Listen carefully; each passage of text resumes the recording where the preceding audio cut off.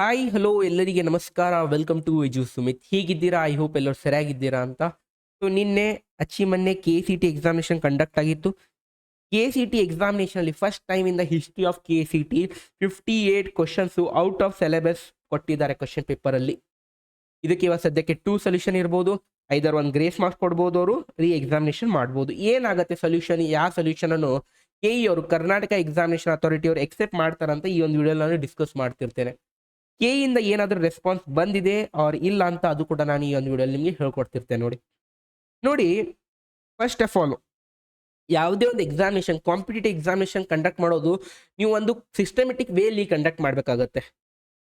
Every year ಅವರು same mistake repeat ಮಾಡ್ತಿರ್ತಾರೆ. ಯಾವುದಾದ್ರೂ ಒಂದು ಮಿಸ್ಟೇಕ್ ಕೌನ್ಸಿಲಿಂಗ್ ಪ್ರೊಸೆಸ್ ಆಗಲಿ ಅವ್ರ ಬಿಫೋರ್ ಎಕ್ಸಾಮಿನೇಷನ್ ಪ್ರೊಸೆಸ್ ಆಗಲಿ ಏನಾದರೂ ಮಿಸ್ಟೇಕ್ ಮಾಡ್ತಿದ್ರು. ಬಟ್ ಈ ವರ್ಷ ಇವರು ಎಕ್ಸಾಮಿನೇಷನಲ್ಲೇ ಮಿಸ್ಟೇಕ್ ಮಾಡಿಬಿಟ್ಟಿದ್ದಾರೆ. ಎಷ್ಟು ಪ್ರಾಬ್ಲಮ್ ನೋಡಿ. ಅಸ್ಯೂಮ್ ಮಾಡ್ಕೊಂಡ್ಬಿಡಿ, ಇವಾಗ ಸಾಕಷ್ಟು ಜನ ಸ್ಟೂಡೆಂಟ್ಸ್ಗೆ ಈ ಒಂದು ಪ್ರಿಫರೆನ್ಸ್ ಕೊಡ್ತಾರೆ, ಸೆಂಟರ್ ಪ್ರಿಫರೆನ್ಸ್. ಸಾಕಷ್ಟು ಜನ ಸ್ಟೂಡೆಂಟ್ಸ್ಗೆ 3rd 4th ಪ್ರಿಫರೆನ್ಸ್ ಸಿಕ್ಕಿದೆ.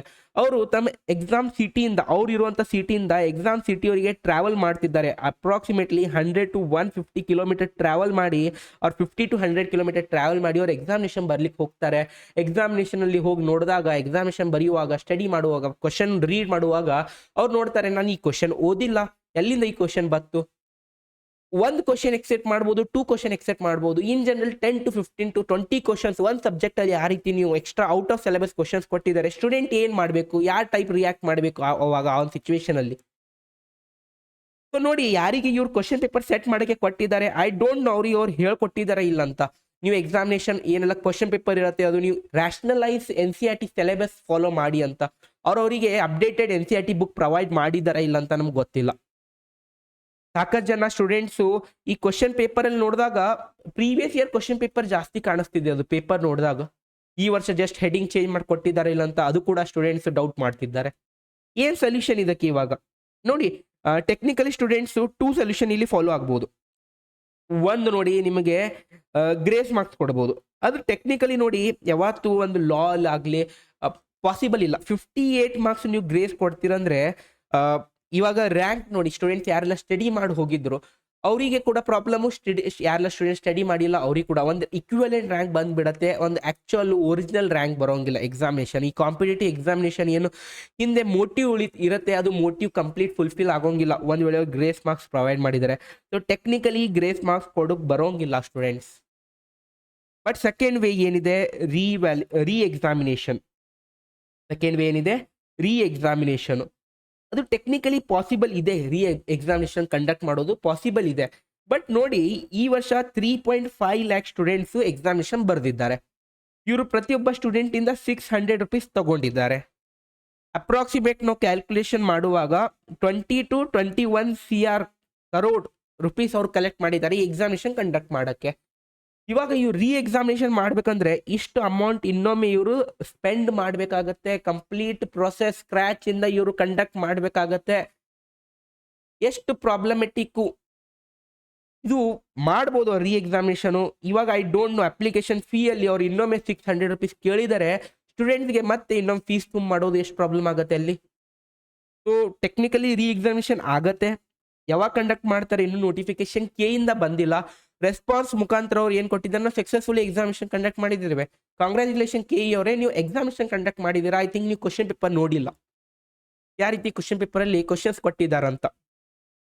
ಸೊ ರೀ ಎಕ್ಸಾಮಿನೇಷನ್ ಯಾವಾಗ ಆಗ್ಬೋದು ನೋಡಿ.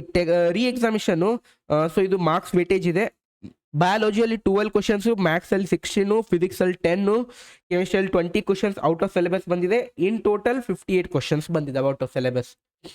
ಇವಾಗ ರೀ ಎಕ್ಸಾಮಿನೇಷನ್ ಯಾವಾಗ ಕಂಡಕ್ಟ್ ಆಗ್ಬೋದು ನೋಡಿ. ರೀ ಎಕ್ಸಾಮಿನೇಷನ್ ಇವಾಗ ನೆಕ್ಸ್ಟ್ ನೀಟ್ ಎಕ್ಸಾಮ್ ಇರುತ್ತೆ. ಯಾವಾಗಿದೆ ನೀಟ್ ಎಕ್ಸಾಮು? 5th ಮೇಗೆ ಇದೆ. ಫಸ್ಟ್ ವೀಕಲ್ಲಿ ಇರುತ್ತೆ. 5th ಮೇಗಿದೆ ಅಂತ ಅಸ್ಯೂಮ್ ಮಾಡ್ಕೊಂಡಿದ್ದಾಗ, ಸೊ ಆಫ್ಟರ್ ನೀಟ್ ಎಕ್ಸಾಮಿನೇಷನ್ ಅವ್ರು ಕಂಡಕ್ಟ್ ಮಾಡ್ಬೇಕು ಇವಾಗ. ಸೊ ಅಟ್ಲೀಸ್ಟ್ ಇಲ್ಲಿಂದ ಮತ್ತೆ ಇವರಿಗೆ 1 month ಟೈಮ್ ಬೇಕಾಗುತ್ತೆ ರೀ ಎಕ್ಸಾಮಿನೇಷನ್ ಕಂಡಕ್ಟ್ ಮಾಡೋಕ್ಕೆ. ಸೊ ಈ ಸ್ಟೂಡೆಂಟ್ಸು ರೀ ಎಕ್ಸಾಮ್ ಫಾರ್ ಶೋರ್ ಆಗ್ತವೆ. ಏನು ಸಜೆಷನ್ ನನ್ನ ವತಿಯಿಂದ ನಿಮಗೆ ಅಂದರೆ, ನೀವು ಪ್ರಿಪೇರ್ ಮಾಡೋಕ್ಕೆ ಸ್ಟಾರ್ಟ್ ಮಾಡಿ. ಇನ್ನೊಮ್ಮೆ ಕರೆಕ್ಟಾಗಿ ಈ ರೀತಿ ಒಂದು ವಿಡಿಯೋಸಲ್ಲಿ ಟೈಮ್ ವೇಸ್ಟ್ ಮಾಡ್ತಾ ಹೋಗಬೇಡಿ ಇನ್ ಫ್ಯೂಚರ್ ಇವಾಗ. ಯಾಕಂದರೆ ಈ ರೀತಿ ಗ್ರೇಸ್ ಮಾರ್ಕ್ಸ್ ಆದರೂ ಕೊಡೋಂಗಿಲ್ಲ. ಪ್ರಿಪರೇಷನ್ ಸ್ಟಾರ್ಟ್ ಮಾಡಿ.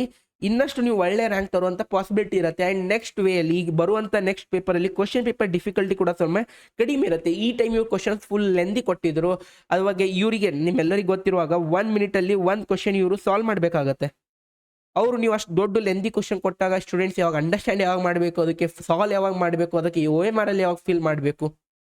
ಸೊ ಈ ರೀತಿ ಕೂಡ ಪ್ರಾಬ್ಲಮ್ ಇಶ್ಯೂ ಆಗಿದ್ದು. ಎಲ್ಲ ಪ್ರಾಬ್ಲಮ್ ಅನ್ನು KE ಅವರು ನೋಟ್ ಡೌನ್ ಮಾಡ್ಕೋತಾರೆ, ಸೊಲ್ಯೂಷನ್ ತಂದೆ ತರ್ತಾರೆ. Next time question paper set ಆಗೋವಾಗ ಎಕ್ಸಾಮಿನೇಷನ್ ಕ್ವಶನ್ ಪೇಪರ್ ಸೆಟ್ ಆಗೋ ಯಾವಾಗ ಮಾಡ್ತಾರೆ ಅವಾಗ ಕ್ವಶನ್ ಡಿಫಿಕಲ್ಟಿ ಕೂಡ ಈಸಿ ಅನ್ನೋಕೆ ಬರೋಂಗಿಲ್ಲ. ಈಸಿ ಟು ಮೀಡಿಯಂ ಇರುವಂಥ ಪಾಸಿಬಿಲಿಟಿ ಇದೆ ಇವಾಗ ಸದ್ಯಕ್ಕೆ. ಇನ್ ಕೇಸ್ ಕೆಲವೊಂದು ಕ್ವಶನ್ ಹಾರ್ಡ್ ಕೂಡ ಬರ್ಬೋದು, but majority of questions moderate ಲೆವೆಲಲ್ಲಿ ಇರ್ಬೋದು. ಸೊ ಅದಕ್ಕೆ ಸ್ಟೂಡೆಂಟ್ಸ್ ನೀವು ಏನಪ್ಪ ಅಂದರೆ ಕರೆಕ್ಟಾಗಿ ಪ್ರಿಪೇರ್ ಮಾಡಿ. ಇನ್ನೂ ಒಂದು ಮಂತ್ ಈಸಿಲಿ ನಿಮಗೆ ಟೈಮ್ ಸಿಗುತ್ತೆ. ಸೊ ಯೂಟಿಲೈಸ್ ಮಾಡಿ ಈ ಟೈಮನ್ನು, ಜಾಸ್ತಿ ವೇಸ್ಟ್ ಮಾಡೋಕೆ ಹೋಗಬೇಡಿ. ಕಾಲೇಜಸ್ಸು ಸೆಲೆಕ್ಷನು ಕೌನ್ಸಿಲಿಂಗು ಮತ್ತು ಎಕ್ಸಾಮಿನೇಷನ್ ಆದಮೇಲೆ ನಾವು ನಿಮಗೆ ಹೆಲ್ಪ್ ಮಾಡ್ತಿರ್ತೀವಿ ಈ ಚಾನಲ್ ಮುಖಾಂತರನೇ. As of now you focus on your next upcoming paper, that is KCT. ಯಾರೆಲ್ಲ ಸ್ಟೂಡೆಂಟ್ಸು ನೀಟ್ ಬರೀತಿದ್ದೀರಾ, ನೀಟ್ ಕೂಡ ನೀವು ಪ್ರಿಪೇರ್ ಮಾಡಿ. ಆಫ್ಟರ್ ಯುವರ್ ನೀಟ್ ಎಕ್ಸಾಮಿನೇಷನ್ ಈ ನೆಕ್ಸ್ಟ್ ಬರುತ್ತಲ್ಲ ನೀಟ್ ಎಕ್ಸಾಮಿನೇಷನ್ ಆದಮೇಲೆ ನೀವು ಪ್ರಿಪೇರ್ ಆಗ್ಬೋದು ಮತ್ತು KCT. ಸೊ ಈ ರೀತಿ ಯಾವ ರೀತಿ ಪಾಸಿಬಿಲಿಟಿ ಆಗ್ಬೋದು ಅಕಾರ್ಡಿಂಗ್ ಟು ಮೀ ನಾನು ಹೇಳ್ಕೊಟ್ಟಿದ್ದೇನೆ. ನನಗೆ ಅನಿಸುವಾಗ 90% ಎಕ್ಸಾಮಿನೇಷನ್ ಆಗುತ್ತೆ. ಬಟ್ ಇದು ಇನ್ನೂ ಕನ್ಫರ್ಮ್ ಇಲ್ಲ, ವಿಡಿಯೋ ಮುಖಾಂತರ ಹೇಳ್ತಿದ್ದೇನೆ. ಕನ್ಫರ್ಮ್ ಇಲ್ಲ, ನೋಟಿಫಿಕೇಶನ್ ಬರುತ್ತೆ, ಯಾವ ಅಫಿಷಿಯಲ್ ನೋಟಿಫಿಕೇಶನ್ ಬರುತ್ತೆ ನಾನು ನಿಮಗೆ ಹೇಳ್ಕೊಡ್ತಿರ್ತೇನೆ. No issues of that. Okay, I think ಪ್ರತಿಯೊಂದು ಥಿಂಗ್ ಕ್ಲಿಯರ್ ಆಗಿದೆ.